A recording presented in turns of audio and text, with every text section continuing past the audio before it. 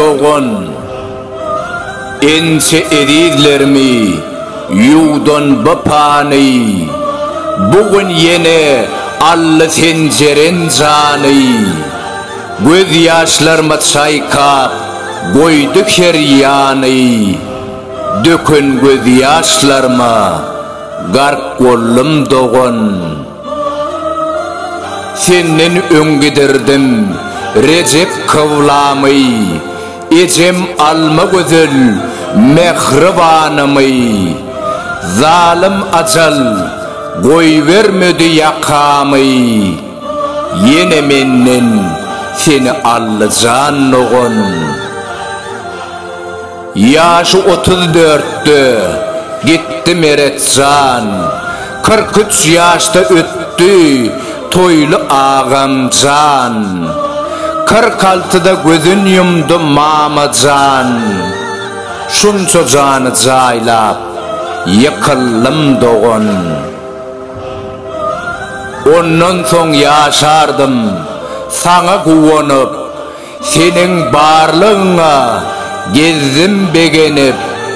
Arman acal mana senem köp görüp.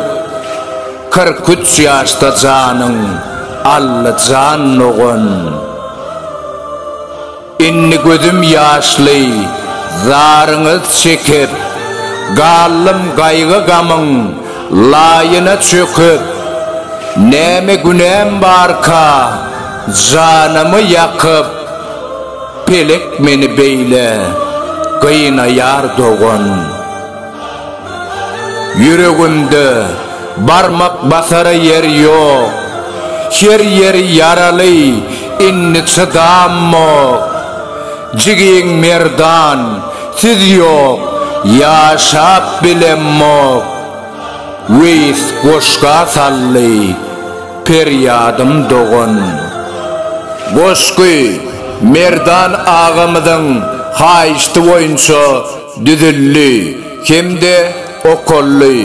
Merdan ağamızın mehriban kâbeti, kahraman kavlası, mehriban doğanları, yatan yerleri yağtı olsun, cayları cennet olsun, iman baylığını versin.